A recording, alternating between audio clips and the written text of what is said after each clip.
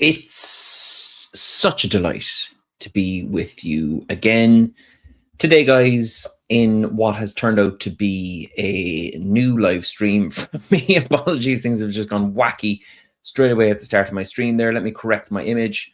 Oh, my sweet Jeff Devine. I can't go like this at the camera. I don't know why I don't learn. You've been very clear to me. I've gotten feedback. Don't wave your hands in the air like you just don't care. And I have, for reasons best known to myself, I haven't listened. Anyway, lads, listen, let me tell you what's going to be going on today in today's stream. I am going to bring you, that was a ropey first 30 seconds, but the next 30 seconds are going to be the bee's knees. Wave my hands in the air again. I'm going to bring you the most, in my opinion, the most shameless Israeli propagandist on the internet today. I don't know how I haven't commented on this guy before. He is pound for pound my least favorite Zionist influencer of all time. Can you guess who it is? Nicole! Nicole in the house. What's going down? Anybody into the flicking? Nicole, can you come on the stream or are you busy? Let us know in the chat. If you are, you might be recording our daily show. I think you could easily be recording that around now. But if you're available for a chat today, I will put everything on hold to make that dream come true for the good people of the internet. Let us know, Nicole. I'm all for smacking that guy in the face. Do you know which guy now? Are you talking about me? Hello, Corey9. How's it going? Nicole, if you were just finished, would you be interested in coming on the stream right now? I'll leave it with you. And in the meantime, I'm going to play the little clip so that we at least do that little part. And then I'll park the second half of the show if you would like to see Nicole on here with me, having, I would say, a lovely time, but also potentially a little debate, because we're talking about having a little discussion about something on the page. If she's free, that would be a dream come true. We'll see. I'll start off by saying thank you so much for everybody who's watching. First of all, I see all the comments coming in already. What a time to be alive. This stream is going to get better as we go on. I've already had a couple of messages from people saying they would prefer to see me in a studio chatting casually than using green screen. That makes two of us, buddy. Eventually, that's where we will end up. I will eventually be in a studio space, I'd like to think. All right, Dahi in the house, tuning in from Vancouver. Are there many Dahis in Vancouver, Dahi? I love the name Dahi. If I'd have had a son, I ended up with 3 girls, Dahi. This is quite intense straight away. I ended up with 3 girls. Delighted to have them. Love them. But Dahi was number 1 in my list of names for lads. Dahi, Fionn, and Rory were the top 3. If you're not from Ireland, a lot of those names are going to break your brain. But big shout out, Dahi. So anyway, with the stream, guys, we're going to get more professional. We're going to eventually have me in a studio, and we're going to have a clipper very soon. But in the meantime, I love Dahi too, says Lillian Keane. Not many Irish over here. I am from Andytown. Andytown originally. Where's Andytown? Remind me. Andytown, is that up north, buddy? Let me know. Diagwich. Oh, go on. Few Irish. Yeah, I've been looking there. It's not many Irish watchers so far in the great scheme of things, but Dias Murgwich, Lee Lidzerg, peace. I was just saying there, I'm going to improve the stream as we go, but at the start, I like this. Let's do it, says Nicole. Let's do it, says Nicole. Okay, I'm going to show you the first clip of the most painful West Belfast buddy. I should have known that. I should have known. Oh, Andytown, yeah, of course. You should grow a beard. Skull Cook. I hope the connection will be fine this time as well, Nicole. If it's not, you're getting ditched. And I'm going back to my stupid clips. As you can see, guys, here's one thing that we're going to improve in the streams as we go forward. I am going to have somebody on here with me. I've got the guy in mind who is going to sort of collate and organize and answer some of the comments as I'm speaking, because as you can see, my stupid brain is not able to multitask, as my wife tells me on a daily basis. But without further ado, guys, I'm going to go to this first clip. I can't wait for you to see him in a way, because if I have to look at his head, I think you should have to look at his head as well. Now, he's a deeply vile, unpleasant human being, but this video took the biscuit for me, if you pardon the pun. The video clip you are seeing on screen right now was uploaded to social media directly by Gazans. This is 100% authentic. first-hand footage, and all of it is from 2026. Look closely at how Gazans have supposedly survived the famine, a famine that, in reality, never actually exists. I assume you have never seen this side of Gaza anywhere else. Now, wait a second. I know exactly what you might be thinking. Just because there are a few isolated videos of markets and restaurants and people who, how to put it gently, are not so thin, doesn't prove anything. I'd like to put your head gently against a wall. It is not representative. But here is the thing. It is representative. The media is not showing you this, and I'm going to prove it to you step by step. He's absolutely not. There are no steps. Do you know this guy? Do you know this guy, guys? Yeah? This guy, man, is just the toppers. For months, global media outlets ran identical dramatic headlines. Gaza is on the brink of mass starvation, or Israel is intentionally starving the population. The international press painted a completely apocalyptic picture of deliberate weaponized hunger. But as time went on, the actual data and raw documentation emerging directly from inside Gaza revealed a completely different story.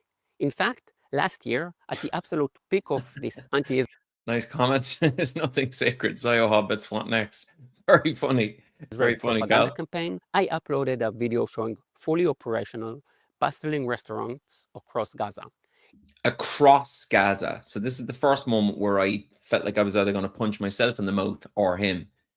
Fully operational restaurants across Gaza. Like 90% of the buildings in Gaza have been leveled, like, but there's operational restaurants across Gaza, according to this Zio Hobbit. Footage filmed and published by Gazans themselves.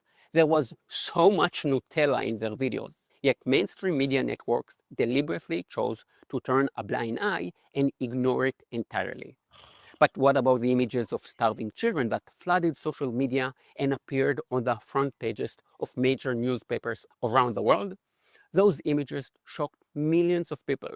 They were presented as undeniable proof that Israel was starving Gaza.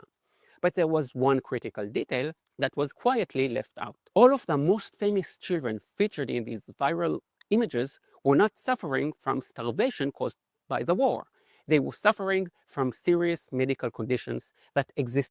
So, guys, I know some people here will be like, this stuff has been debunked before. Don't give him, any more oxygen and all that stuff. But this guy's one of the most popular sort of pro-Israel Hasbarist propagandists, and he's churning out just the inhumane nonsense that because a child may have had congenital issues, may have had some issue to begin with, that means logically that they can't be starving. Like, why on earth is it not possible for the two things to exist at the same time? You hobbit-headed, deeply weird monkey man face. Long before those pictures were taken. Take Muhammad el-Matuk or Osama el-Rakab. Their photos were shared all over the world as symbols of famine. Later, it became clear that both children suffered from severe chronic medical conditions, including genetic and metabolic diseases. Some international media outlets quietly corrected or updated their reports, but by then, the original images had already reached millions of people. Very few people ever saw the corrections. Using children with serious illness as political symbols is one of the most cynical propaganda tactics That's what you've done, Hobbit man. You've used images of children who are both starving and have pre-existing medical conditions on your YouTube page so that you can make a political point. Now, arguably, I've also done that. Yeah. I'm going to learn a lot from the last 2 minutes, I think, ultimately. ever seen. And there is another fact that Yeah, all Western media Barry never White's talking mentions. points, exactly. There is a Tesho. clear medical reason why Tesho, Gaza, great name. unfortunately, has a significantly higher rate of rare genetic All right, disorders. I'm not even going to feed In you that local fucking markets nonsense at now. So these guys, he extortionate shows images of prices, these guys who charging aren't hundreds of in dollars for a Hamas single box as of evidence basic of goods. Hamas stealing This the fruit. entire media campaign relied on the hypocrisy of the United Nations. A quick look at the UN's own official numbers exposed the double standard. Since the outbreak of the war, Oh, let the me UN send Security Council convened Nicole over a 60 times to invitation. discuss the humanitarian situation in Gaza.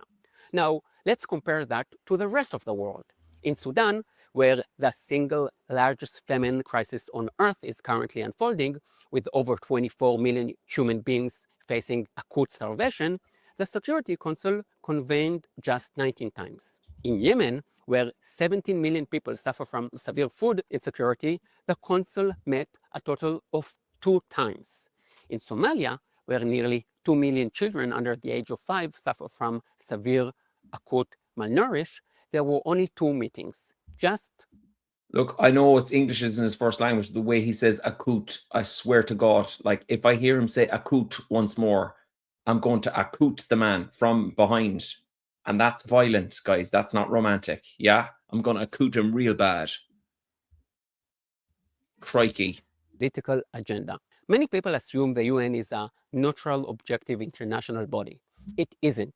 It is an intensely political arena where non-democratic, Islamic, and communist anti-Western regime hold immense voting power. They obsessively target Israel while By the way, Nicole, if you can hear me, my wife has my phone, so I can't text you. I've sent you the link. Click on the link, and you can collaborate and come on the stream. I hope you're listening. But usually, when I'm talking about stuff that doesn't relate to you, you tend to switch off. ignoring genuine global catastrophes. And who pays the ultimate price for these fake campaigns against Israel? The innocent human beings who are suffering through real, unpublicized crisis. The people of Sudan, Yemen, and Somalia who desperately need life-saving aid and global attention. But in their case, because there is no way to blame the Jews, the Zionist state, the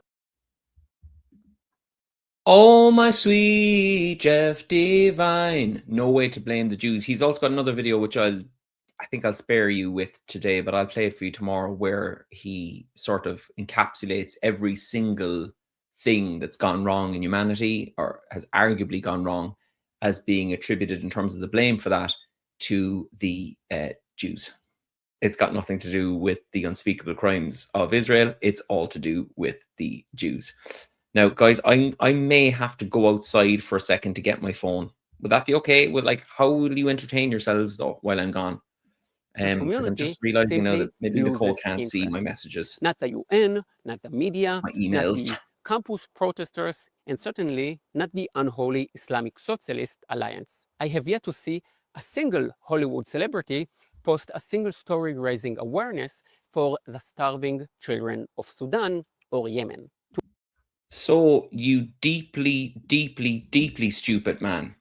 Many Hollywood celebrities, particularly the US ones, are posting and I sort of more irate about Israel, I would imagine, than the other genocides going on in the world, parking, the fact that your best argument is basically to say there are other starvations going on, mate. There are other famines going on. There's other mass slaughter going on. Why aren't you concerned about them? Because no truth, no news. Yes, Nicole's entered the studio. But parking all that for a second, the reason that the celebrities are irate about Israel is because the US is funding that particular genocide. You pea-brained Zio-Nazi hobbit man. Nicole, in Hello, the house. you can hear me? Oh, Nicole, you are beyond hearable. You're hearable, you're seeable. Oh, yes, yes, yes, because last time was horrible, the sound. The only thing now that the guys would tell us is that our heads are around the same size, which they kind of are, to be honest. I think you're doing wonderful stuff there. No, don't do that. Don't do that. So, guys, I don't know if you know Nicole. She she's been around this channel. You have the logo of now behind you. Like right now, we're the Sure, faces of sure. now. I thought you told me to log off. I was like, bitch, please. This is my stream. All right. So I'm going to, first of all, I'm very good. But second of all, how are you? And then third of all, which I should probably have let you answer the second one, I'll let people know what we're going to discuss. So you're getting lots of lovely comments, Nicole, just to let you know. People are saying they're delighted to see you, and they, of course, they know you, which was a joke, guys, which was a little joke. But how would you define how we're having a sort of an editorial issue about the messaging that we put out on the channel, maybe even the kind of guests we have, the interviewing. How would you describe your concerns about what now should be in terms of our messaging around Israel? Oh my God, it took him so much to formulate the question. I don't think we're having a disagreement. I think it's very healthy if that disagreement is there. And I What I've been think, saying. like, I've yes, been I saying think it's that. very healthy. And that's why we're here to just poke our eyes in front of the public. That's amazing. And I think now cannot go under the category of any type of censorship. I mean, we're going on camera and say Yeah. what we think, and you cannot see allegiance to anything. We speak about everything. I would never speak to actually, a genocide perpetrator or people that Ben Gavir, for example, or people that I have nothing to speak with. For me, are not even humans, are monsters. But aside of that, I think there's a freedom of speech. And if there's any disagreement, well, we're here and we're having one. I'm ready. Yeah, no, I mean, you see, like I agree with all that as well. So I'm not saying that you're saying this, right? But there is something going on in the pro-Palestine movement at the moment, in my opinion, that amounts to a kind of absolutism. So that's my position. So there's an I agree. absolutism which ironically we're totally against. So one of the reasons why we kind of hit it off at the start is that we were kind of saying, look, we don't want to be involved in any kind of absolutism. We don't want to be involved in, you can say this, you can say that. I don't want to hear from her. You know, the way a lot of people on the right, their voices are just dismissed straight away because, their views wouldn't be great on gender or different issues. And I suppose we have always felt we should hear them out when they're pro-Palestinian. A kind of Correct. absolutism has come into the pro-Palestine movement a little bit now, where I feel Palestinians themselves are different, which is something that I was mentioning in the sort of interview with Daniel Mate, for instance. When it comes to Palestinians, it wouldn't be for me or you to tell them how they should be feeling about anything connected to Israel, right? So that's a different matter. But for those of us who are allies, we're trying to compete with each other, I think, a little bit as to who can be the most sort of pure in the advocacy at times. And that could, I mean, the one issue that you brought up, which I think is interesting that we should maybe focus on today is, should we even be referring to Israel? Should we even be saying Israelis? Should we be demanding that anybody from Israel, right, who wants to take who is really serious and genuine about their anti-Zionism, they should say that they're living in occupied Palestine. They should leave immediately, and only them doing that would verify them as actual allies to the pro-Palestinian cause. Now, I think that is an absolutist demand that is unrealistic in the short term, but it doesn't mean that I don't advocate with every sinew of my body for the breakdown of the state of Israel. I want to see the end of Israel 100%, but I don't believe that we can force people who aren't, we have to meet people as we find them. And so, yeah, maybe I've talked enough there now, but take on that topic for me. Do we Okay. legitimize Israel by even saying Israel and Israelis? I do not recognize personally the term Israeli or Israel. By recognizing the term, I'm putting some sort of validity on it. So I personally do not. I think it's time for us to go more on the offense in the speech than defense and trying all the time to be scared that we're going to be called names or whatsoever. I personally do not recognize that term. So for me, there is no such thing as an Israeli. Because, why? First of all, to start with what you said about the Western scale of left and right, every time I talk to Palestinians, I hear this that the Palestinian cause needs to be rescued from the Western scale, which is correct. Yeah. There's too many people from the West are telling Palestinians how they should fight their liberation. Yeah. Second, what you said, I don't see my opinion of not recognizing the term Israeli something absolutist. I see it, we are not hijacking terms here. We are fed up with saying, look, we understand that Judaism was hijacked by Zionism and all this. If we agree with that, we should agree with the fact that there's no such thing as Israeli, because that goes against the whole concept of the humanity cause to fight for a free Palestine. You are nationalist to what if you're calling yourself Israeli? You're nationalist to Israel? That doesn't exist. That's occupied Palestine. So I think the terminology matters. I don't see it in an absolutist way. I see it, we reach to a point where we are not playing anymore with the words. As you know, we had interviews with rabbis who are pro-Palestinians, Yeah. and we were tiptoeing, not you and me, but generally Yeah. Yeah. people are Yeah. tiptoeing around the terminology.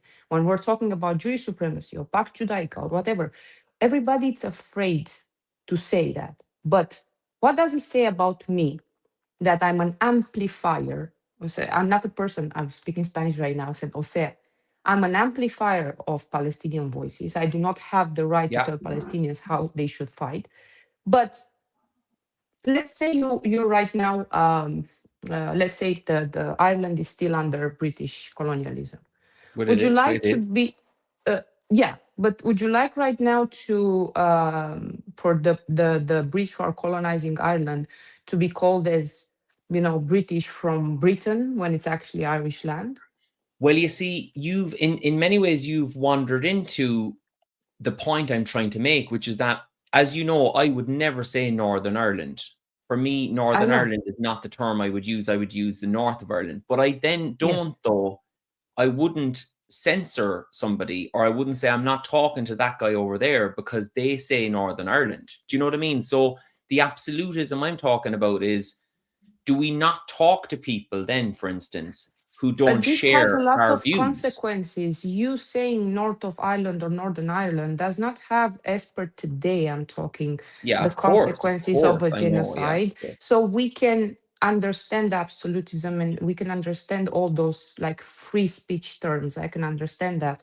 But when we are talking in a context where people are being butchered and murdered every day, and I'm still giving the grace of somebody who's occupying land to call them Israelis, I I personally, that's why I like to work together, and that's why we work together, because we are having conversations that probably Yeah, are uncomfortable, and even if we disagree on things, I know you're the kind of person who sees good in everybody.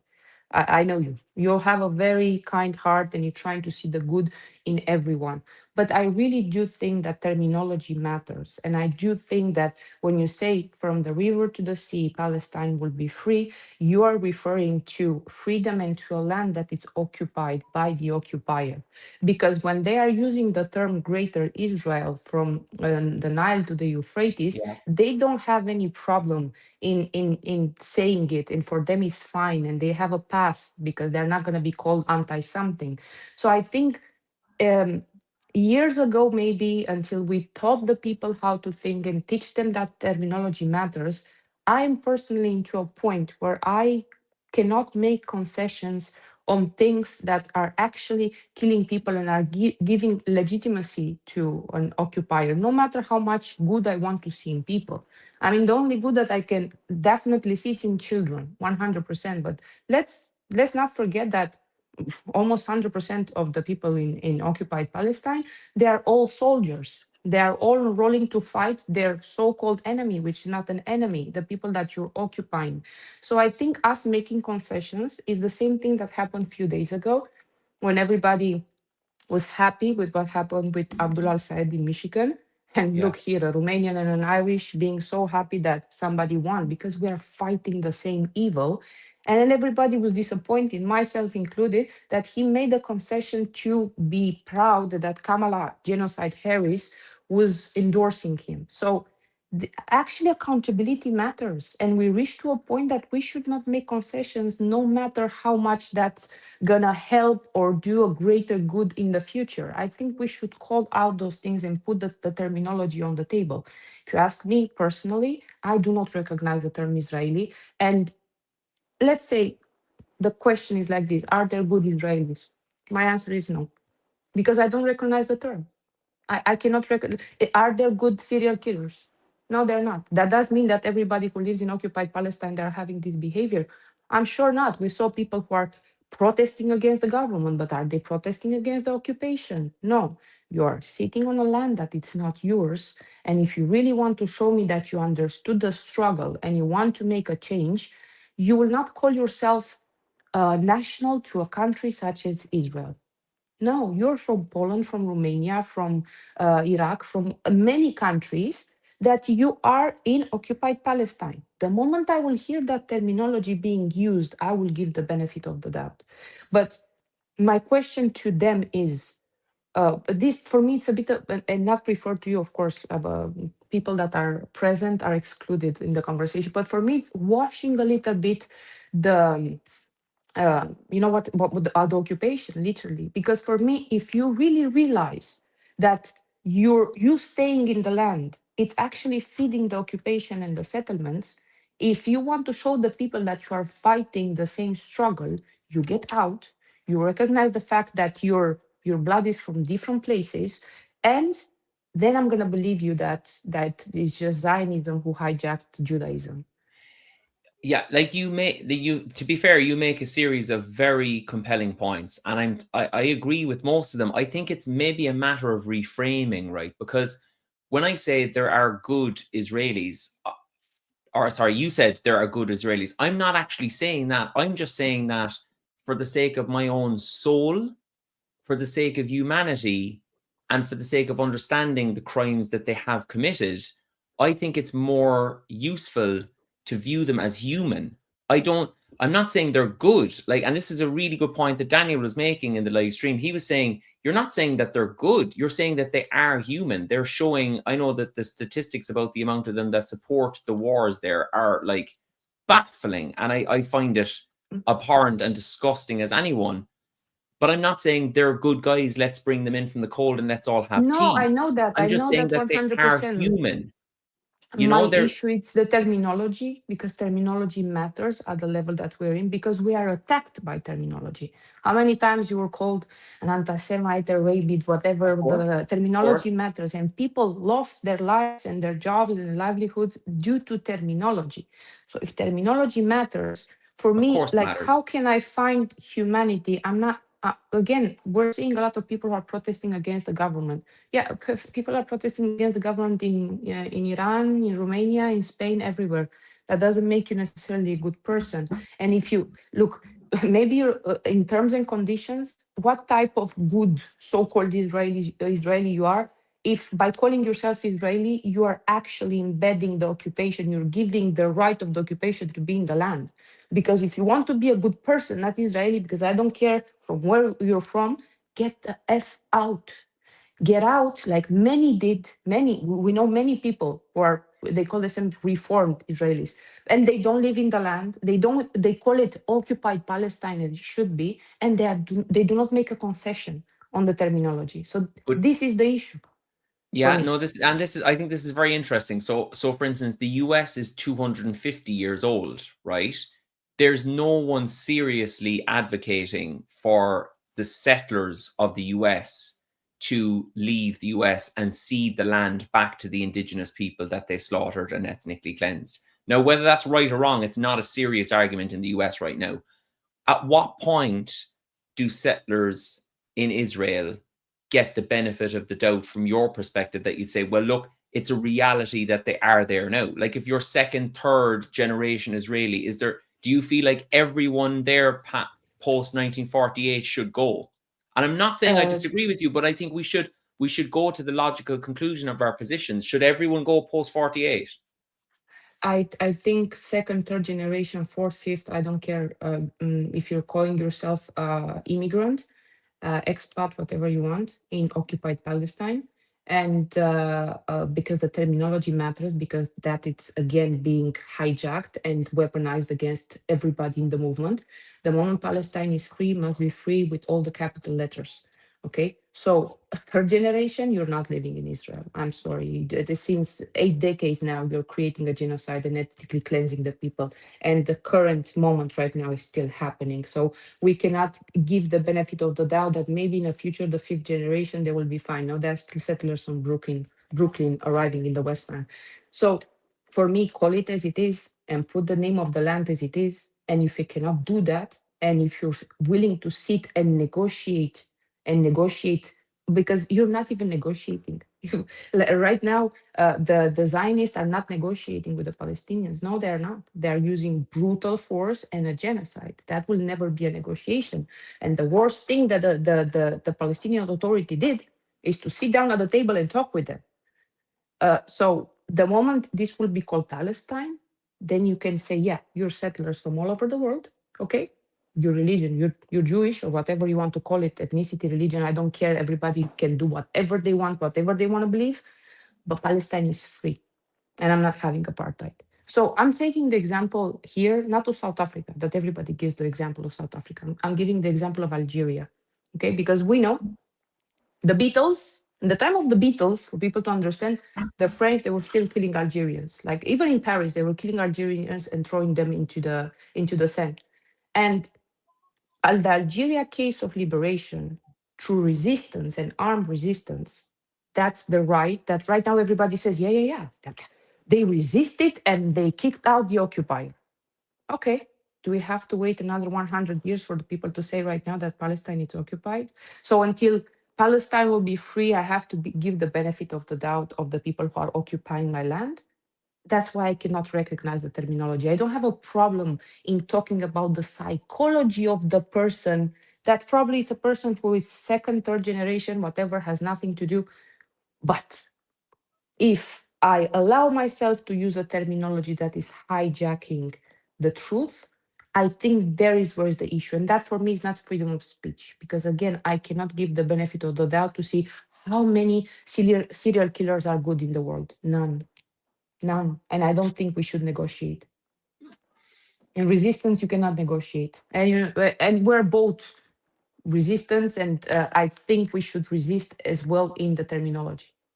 Yeah, like, and I suppose just to clarify though, I mean, I would generally use the term occupied. I'm just trying to think about what I would say, like generally. I would generally say occupied Palestine. I would, in something else I've written recently, I wrote like so-called Israel.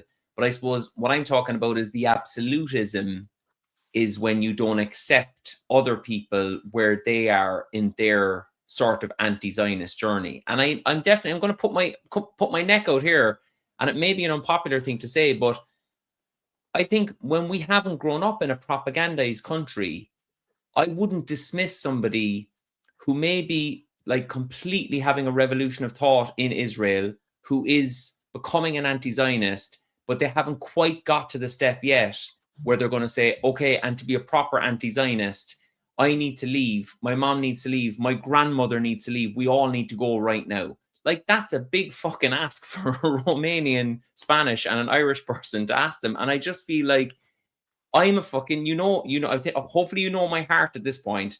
I am a radical. I am pro-resistance. I've lost my fucking livelihood because of it.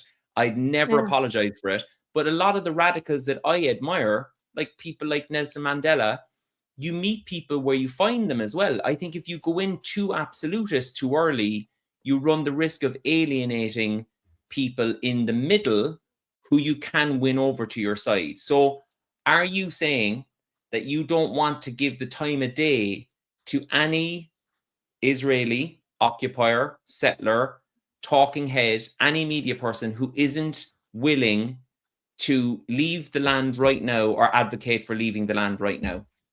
I can use them as an example, yes. I can talk to them to use them as an example of the public. But if that makes me an absolutist and a radical, I own it, to be honest with you. But I'm a radical too. I'm a radical too. But okay, go on. Sorry. You didn't interrupt me. I'm not going to interrupt you. Is it absolutism though? Like for me, I mean, okay, I understand, and you know how much we both love the freedom of speech, and the fact that we're debating here right now on our own channel. This is it. This I is the love it shit. Like, because yeah, this it's, is the shit I love. this is exactly the shit that I want. But is it absolutism though? Because I mean, you're asking me if I would ever sit with somebody who might change their mind. Um, I will ask first, change your mind on what? That the occupiers, the Zionists, are killing the Palestinians. That's it. And on what? On what? That is wrong. Okay, so now what? What do you want? A star No. on your shoulder? What are you going to do about it? Oh, I'm gonna feed them. I'm gonna give them a loaf of bread. I'm gonna go against my government. Okay, and the next government will do what? Will liberate the place? Oh, it'll be a liberal one. That's never gonna happen. So I I I think I evolved a lot, and I evolved a lot by seeing rivers of blood, and I evolved a lot by not having even the patience to explain it to certain people. Like I tried to speak with Israelis. Actually, it was one time on a cruise ship. I lasted 5 minutes, and after that, I took his wife, who's Brazilian, and I brainwashed her to hate him. It's just that I did I that, can and picture she that was, the entire yeah, scene. yeah. And at the end of the conversation, I really said, you know what I do? If I could, I would give a lot of money to the resistance just to put you on a spike. And I said, I'm Romanian. Where is Vladi Impaler when you need him? At that point, you know why? Because this is what we get. Why do I have to use breadcrumbs and say I'm gonna sit down and wake you up while 100 kids are being butchered in front of my eyes today, and women tomorrow, men and women and elderly tomorrow in Gaza and in West Bank and in Lebanon, and I have to have the patience to wake up the enemy. You are my enemy if you're calling yourself a nationalist to a land that is not yours. So it's not absolutist. It's actually finding my own place and choosing my side. And I think it's about time to be a little bit more of not rough, to be on offensive, because they have billions in funding for everything. Right now they have 1 billion they put again in media. You're gonna have a lot of work from now on. They have superpowers that they use the muscle of those superpowers. They're a parasite. You know, they don't need the muscle. It's a parasite in the brain in the United States and everything. Why do I have to have the patience to explain a person like this why it's wrong to occupy a land? Nicole, can I throw a quick comment to you, because we're getting some brilliant comments and I can't keep up with them, which is another reason why I was saying at the start of the stream that we need another person. Mm, But anyway, that's for yeah. another day. But there's a guy called William Jackdaw who's a regular commenter here, and he actually puts it better than I did. Just to throw it out to you, what Mhm. do you think of this? He says, absolutely, any young Israeli under 25 worth the effort to try and make them see an alternative perspective or provide a way out. Not to put you on the spot, but do you see No. any merit in the because as I've said, people are bored listening to it on the stream now at this point, but I came close. I was eye to eye with some young Israeli, and I'm talking young, like one guy was about 19 and he was farting. He was like a child. He was a little boy. He was Mm. scared of what he was being sent out to do. Now, again, I have to clarify, guys. I'm not saying he's a good guy. I'm just saying he's a human being. And all human beings, in my opinion, are open to new ways of thinking. Discuss. So to answer to that, first of all, after 18 in Israel, the military service is mandatory. Okay. Yeah. Once you know that, once you know that, and when you're 18, and if you really, why don't you want to go to some of them, they don't want to go because they think it's wrong, but they are still nationalists to the same land that they're occupying. So Yeah. my question is where the change will start from the inside, where the change will start. Because okay, they are young people, they don't understand what's stopping them to see like how many kilometrical hours of footage, what's happening few kilometers away from them. So feeling bad, am I supposed to give it the benefit of the doubt? I do a lot of shit every day and I feel bad, but that doesn't make me a good person because I have a big mouth and I speak a lot of shit every day.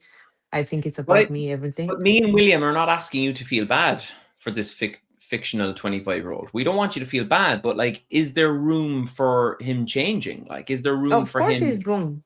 Of course, there's room for people to change, but there's room for people to change under the truth. So, how do you expect? Okay, I have a young so-called Israeli in occupied Palestine who understood that is wrong. Okay, congratulations. What do you want me to say? People are still dying few kilometers away. Room to change? Don't call yourself an Israeli. My mom and dad come from Poland and Romania. I don't want to stay here anymore. I don't want to stay here anymore. I'm in occupied Palestine. That's where the change. I'm gonna give the benefit of the doubt, but And that's my isn't opinion. No, I totally get it. And in many ways, I share your opinion. I'm just talking about, like, we both share the same goal, and maybe we're talking about a different route to that goal. That's literally where we differ. I would like to Yeah, see yeah, Israel I know. dismantled Yeah. yesterday. But I'm saying, with that kid, though, do you have empathy is stretching it too far, but the fact that he has grown up in a propagandized society and he's a kid and he's gone straight into the army, where was he supposed to realize that he was under occupation? Is it incumbent on all, or sorry, that that they were occupying another person's country when that's not in the ether for him in Israel? Like you are Well, talking then that's about not more. my business to that's not my business to wake them up. Then they are the enemies. Aren't they calling all the Palestinians human shields and all this, and they're killing all of them? Why do I have to give the benefit of the doubt of the enemy? If you don't wake up, what do you want me to have mercy on you because you didn't wake up? Like choose your side. That's how liberation comes. Algeria or South Africa. Okay, they got liberated. Okay, but resistance matters. I don't care what age are we talking about, because we said from 18 to 25 and they go to the military. Yeah, Then you're a soldier. Okay, I'm you thinking didn't more know. like William's example is 25, but I'm actually thinking more like like an 18, 19-year-old kid. Like, Okay. Okay, so we don't know that actually the Gen Z took over the internet and helped a lot in the humanity cause, which is the Palestinian cause. And they made big politicians and countries to take down TikTok and buy the platform and put all the propaganda because the Gen Z made a difference. So why do I have to give that benefit of the doubt? For what? For what? yeah, Like the moment you give the benefit of the doubt of the enemy, you are my enemy until you understand that that's not your land. As simple as that. it's not so much. I mean, I easily might have used that phrase though, so maybe it's me who put that into the mix. But it's not so much the benefit of the doubt. It's not giving them a free pass. It's more, again, it's back to like monster versus human. A human can change. There's hope for a human. A monster Mhm. is like. Can I put you on the spot for a moment and say Sure. what the Nazis did in World War II? I don't know about you, but when I was growing up, the way we were taught that history in school, Why I don't we felt it take the was, example of what the Bolsheviks did to 20 million yeah, Christians? Because exactly, yeah, yeah, okay, perfect example. Monsters or human beings the who did Bolsheviks, that? they uh actually Didn't if expect to get into the Bolsheviks, but here we are.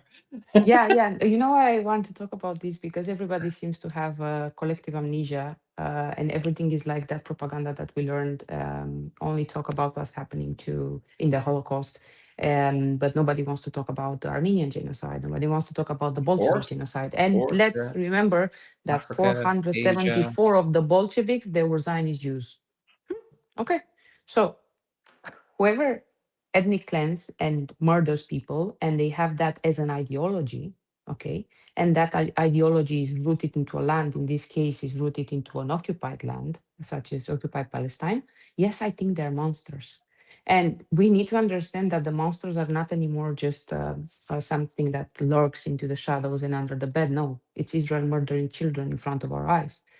So the moment and I'm not talking to you, generally speaking, to Yeah, the yeah, of public, course, of course. make a small concession and you don't use exactly the word, yes, they are monsters.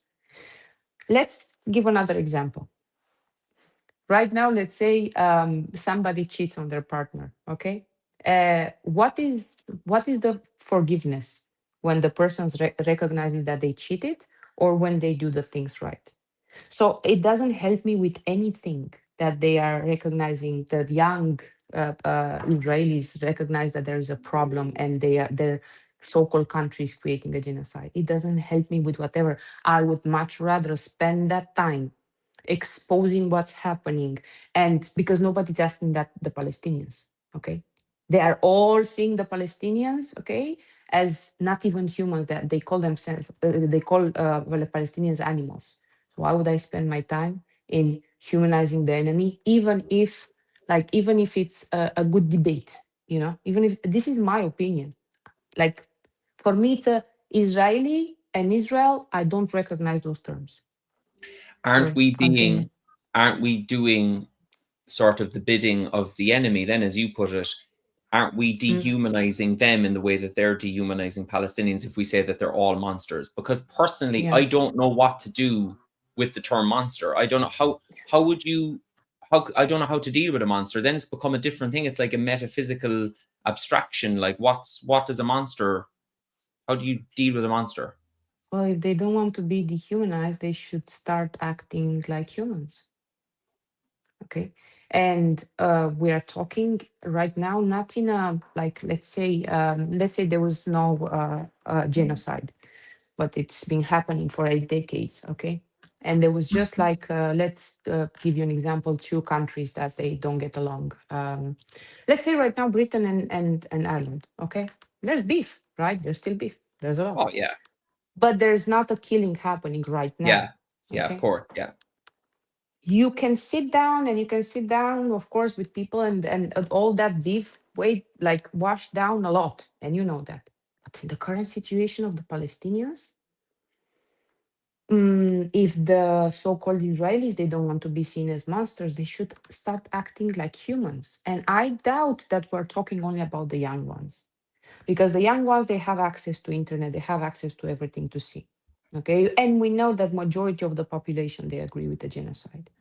So if that small percentage of the population wants to show that they are fighting for this struggle and they are good, I am not going to take your breadcrumbs as a so-called Israeli. I don't accept your breadcrumbs because I should not accept them because it's not right. And that doesn't make me an absolutist. That makes me a person who does not negotiate the terms of freedom. With freedom, it's in all senses possible, from the land to the name to everything they took when they came into that land as refugees, running from Nazi, and they're doing the same thing to the Palestinians. So no, I'm not willing to negotiate 1 inch personally. Yeah, no, I get you. I feel if we don't budge 1 inch too early, though, we will sort of lose the opportunity to bring more people in to what is ultimately a movement. And that's something that No, I'm really struggling no, with here in Ireland, for instance, you because you like you have a very good heart. Sorry to interrupt you, but you have a too good of a heart. You have too good of a heart. And it's not nobody's about my telling heart them not though. to come. It's Nobody's not telling about them not to come out to our side. Nobody's telling them that. But don't be expected to be accepted on a side when you come being nationalist and patriot to a country that doesn't exist and is not yours. So if you come on the terms that are supposed to be there. but do you want to bring people into our way of thinking, not just about so-called Israel, but about anti-capitalism, for instance, anti-billionaires, Mm, all that stuff? Do you want to bring people in who aren't currently in right now? mm. Do you? Um, um, my life mission, it's to say what I have to say, not to understand it for the people. Okay, it's your sin if you want to live in that zombie kind of mindset. My my job as a human being that I took myself, it's to be truthful, to the universal truth and to fundamentals, and to tell you that if you don't want to wake up, I hope you have a great time with Jeffrey Epstein, Lindsey Graham, and all of them in the deepest pits of hell. And it's not my responsibility to understand it for you. It's my responsibility to tell you. And I think a lot of people are waking up when you tell them, no, this is the truth. And the truth is non-negotiable. You want to understand it, good. If not, next. Somebody else will come. It's fine. I cannot obligate people. Oh, sit down and I'm gonna accept all your terms, a little bit. So for you to, I'm not your mommy. I cannot be their mommy. I cannot give free hugs. Like Candice Owens said once, life is tough, get a helmet. I don't have the patience to baby people when human beings are being butchered in front of my eyes. I don't have that patience anymore. You don't want to understand, then you need to, oh, poor you. Oh, you want me to agree with your political views in order for you to hear me? No, fuck off. Sorry, I know I cannot swear. No, The no, same it you happened can when swear. There's don't no rules. speak with the left, don't speak with the right, don't speak with the center. Again, fuck off. Like, I'm not here when people say, oh, you're an ally. I don't ask permission to fight, first of all. I don't ask anybody's permission to fight, but I know my place when it comes to me being only an amplifier of the voice of the Palestinians, for example. But when it comes to other issues, I don't ask anybody's permission to fight. When they're saying, oh, the allies, not allies, uh, I'm not here to please people. I'm not here to baby them to accept me. Because I'm gonna die one day, I'm gonna disappear, somebody else to take my place and speak about it. It's not about me. I know you. You cannot believe that I'm saying that. Finally, finally. But it's not about us, Tyke. It's about the truth and the fundamentals that those cannot be changed, in my point of view. That's totally true. And I feel the way in which I would think about it, and I know you're the same, like, we're just thinking about it in different ways, but the way I think is like, how can I be the most useful? And I definitely think that if I'm too sort of definite at the beginning in my position, especially with the media stuff, that I'm going to lose an opportunity to bring more people in. And I feel this is movement building. Like, there's so many ways to skin a cat, and ultimately it's going to take a movement. Just looking at apartheid South Africa as an example, Nelson Mandela is a complete and utter radical and militant at heart. He does all that work, but he also talks to people who disgust him. Who he talks to people who are outright racists. He talks to people who would never have his position in a million years, because there's lots of stuff that you have to do to get there, I suppose. And if you shut that down too early, I'm not talking about speaking to Israelis right now who are carrying out the genocide or anything like that. Of course, like the immediate thing is to get the fucking genocides stopped. I'm talking about people in the wider sort of world involved in this narrative. But let me finish by asking you a very, for me, the fundamental question, right? And actually, let me just frame it all by saying, I'm aware, Nicole is so aware, that we are in a luxurious, privileged position to be having this fucking conversation. Obviously, the genocide is ongoing, and we're not speaking anywhere near on behalf or to or for Palestinians, Lebanese. I try to make this point on the stream as regularly as I can. Like, we're in a luxurious position to be able to speculate, what do we do with pro-Zionist voices, say in Britain or Ireland or the US or whatever, or people in the middle. What do we do with them? What Palestinians want to do with them, I've a fucking fair idea what they want to do with them, is up to themselves. But as allies, I suppose this is, for me, an interesting, rich debate. What do we do then with the population of so-called Israel? So you're kind of saying there's no real hope for them. It's not for you to go No, I'm fucking not saying changing that. them. I'm not saying it's not Okay, hope for them. I'm saying I'm not willing to hope for negotiate change. on I'm not the me or the movement. We are not the ones who are supposed to wake Yeah, them up and baby them and call them Israelis and recognize the term Israel or Israelis. If there is hope for them, it should start within themselves. And it's not my job to humanize them as long as they are sitting on a land soaked in blood that it's occupied. This is what I'm but, saying. but what do we do with them then? So if they won't leave, if they won't grab their granny and get on the next boat or plane out of there, what do we do with these millions of people? Well, at the moment, hopefully, and as a Christian, I say, inshallah, Palestine will be free and that will be called Palestine. From the river to the sea, then they should understand that the lords of the land and the rightful owners of the land and the culture and everything, um, they will have to be the ones who negotiate if they stay or go after everything they did.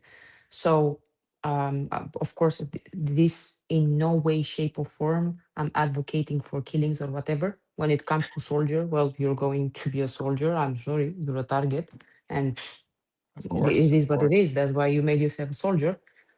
As they were talking hostages, hostages, hostages, and they were all soldiers. Those are prisoners of war. So yeah, I think we all collectively should stop using a terminology that actually makes more damage than good. Exactly with the terminology of Middle East, when we say Middle East, and it's Yeah, a colonial term, we need to decolonize the language in order to, and it's not resilience, it's resistance. Not as much as resilience as is resistance. Everybody's so afraid to use the word resistance. The moment everybody will wake up to that reality, it's black or white. That's it. There's no grays in the middle and smudge swamps. No, I don't swim there at all. What do we do with people who don't agree with us and people who are supporting Zionism from the outside? You're saying if it's a good idea to debate that. I think everybody can be a good example. If you cannot defeat them, give them as a bad example. Of course, you know that we like in this platform to use all the freedom of speech, but also when we reach to points such as, I don't know, I'll give you the worst example, Ben Gavir or Smotrich or all those people. For yeah, me, yeah. those are monsters that I cannot speak with them. And there are people like Tommy Robinson, for example, that I would not sit to speak with him because he's so stupid. Wallah, that man is so dumb. That looks like somebody did his homework. He learned the first page. He flips the page. He doesn't know what to speak I did. anymore. I did his His homework. turkey teeth, like oh, it's bad. So you don't.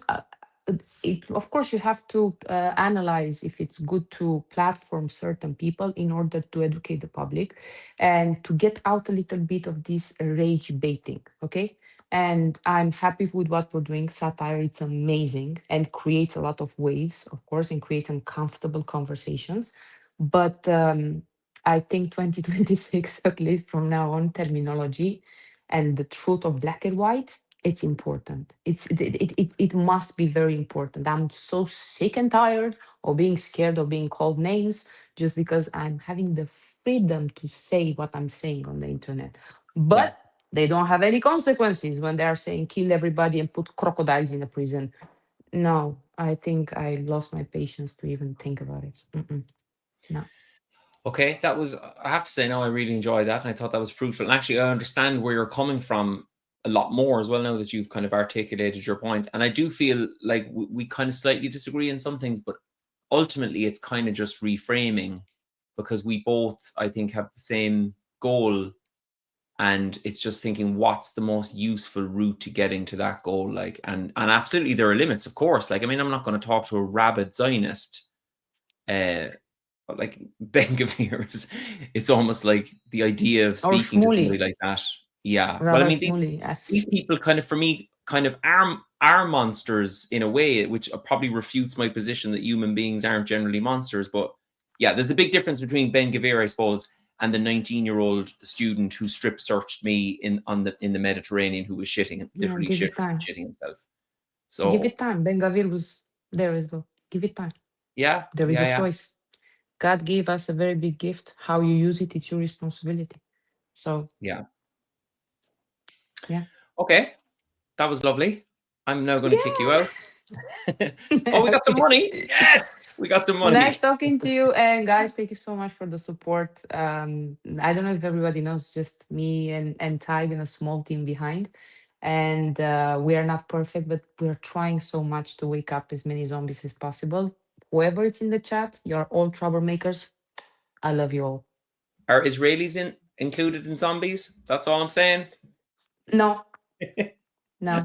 Those are the I think virus I that think created zombies the is a zombies. perfect description for them, but yeah. No, that's the virus who created the zombies.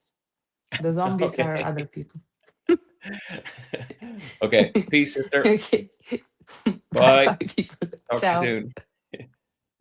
Jabella. Oh my god, my thingy's gone whack again. Come back to normal. Guys, what am I doing? Like, what am I doing with my life? Yeah, that was great now, to be fair. And actually, Nicole made a lot of points there. I have to kind of concede that. I mean, she definitely won the day. But I also agree with her, like, that you don't negotiate with them. I don't know. Maybe I'm just not making it clear what I'm saying. I suppose maybe let me reiterate Daniel's point once more before we conclude. And that's, I'm not saying Israelis are good. I'm not even saying that there's any hope for the majority of them.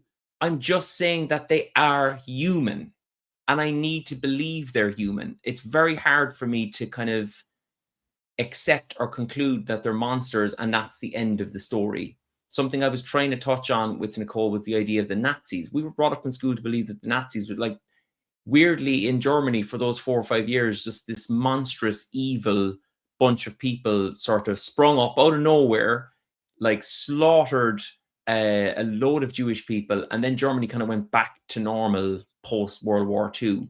Like, that just doesn't make any sense to me.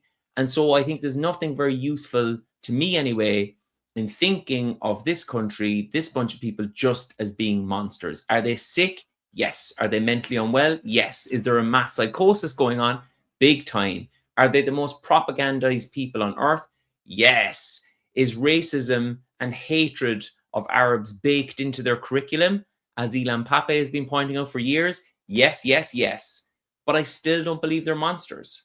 That doesn't mean that I think they're good, but as long as they're human, there is some, I think, avenue to changing hearts and minds at some point. Will it be me? Definitely not. Should it be Palestinians? Absolutely not. Will I stop asking myself questions? Perhaps never. And so concludes today's episode, guys. Thank you so much for watching. We had lots of people watching today. We're delighted with ourselves. Big shout out to Nicole for coming on the stream. I'm sure she'll be joining us much more going forward. Let me go to your comments, because I think it's just nasty, unfair, and disgusting of me not to mention any comments. But guys, I'm struggling here. You know what I mean? Like, to try and read the comments and be dealing with Nicole at the same time, sure, like, you'd need a holiday. Can psychopathy be treated though? Teresa, this is it. I don't know. And psychopathy is, I'm so comfortable with that. You know what I mean? I think that makes sense. Like, as I say, mass psychosis has taken over Israel. I think psychopathy can be treated. I think some psychopaths live full lives. Let me know if you're a psychopath in the comments. Let me know, are you living a full life? But monstrification cannot be treated. The monster can't be treated by the human being. You know what I mean? That's basically the basic point that I'm making. Let's go. Humans can commit abominations like the Namibian genocide. That's my point, not my brother. I think Nicole reckons that people who commit those acts are monsters. They might do monstrous things. Perhaps this is a semantic debate, and does it really matter? I don't know. You tell me. Obviously, it does matter a bit because there's people watching. But I just don't feel like we kind of let human beings away, I think, in a way, if we just say this is an abstraction, this is an evil, they're monsters. There's nothing we can really do to stop it from happening again then in society if we just say they're all monsters. Do you know what I mean? Kai, is it Kai or Cal? Cal, do you think it would be the death knell for the Zio-ethno state if the US pulls its funding completely? Yes. I think the people have already decided that, Cal. We just are waiting for policy to catch up, and it is slowly but surely catching up. And of course, it's all won and lost with the US. I mean, they've lost meaningful support all around the world. I think, as Vance was saying recently, you know, don't be pissed off with Trump. He's your only powerful ally left in the world. I mean, for once, Vance made some sense there. Re-education camps, good point, doesn't exist. 6-1, don't need to do the numbers. That's a really good point. That's, from what I've read, happened in Germany. Again, they didn't say these people are monsters, let's shoot them all in the head. They said these people are totally propagandized, let's re-educate them to not blame one ethnic group for all the world's ills. All right, Fryus, I saw some of your comments coming through there, man, but I couldn't get to them really with just Nicole. She's so distressed. She's distractingly brilliant. It took the death of 27 million Soviets to end Axism. Exactly, yeah. And I mean, I'm sure Churchill would be able to answer this, but what do you do with the population of Germany in the meantime? You know what I mean? Should you just carpet bomb everywhere? I mean, a lot of people these days, a lot of human rights groups would see those as war crimes. I'm now not going to end the stream by trying to rehumanize Nazis, but I think you know my point, buried as it is deep down inside. I'm going to go one last comment before I get my head kicked in. Roy Woodtuck. It's about what we do with ourselves, not how we can make over someone else. That's a really good point to end on, Roy. And I suppose what I'm doing with myself is I am trying to see the broken, bastardized, psychopath-tainted humanity in the most disgusting crimes I've ever seen in my life, so that I can continue to survive as a human being. That's a luxurious, privileged position to be in, but that's actually what I'm trying to do. I'm not saying they're good. I'm merely saying that there's still the same species as you and I, and under the wrong circumstances, under heightened propaganda, under the weird perfect storm of being entitled and the post-Holocaust world that Israel was born in, any human being is capable of the crimes that Israel is committing right now. I think history will bear that out if we look at British colonialism, French colonialism, British colonialism, etc. Now I can hear both my children crying downstairs and the slamming of doors. That, my friends, is the Q of all Qs. Thank you for watching. Keep doing what you're doing because you're doing it exceptionally well. Peace and love, but justice.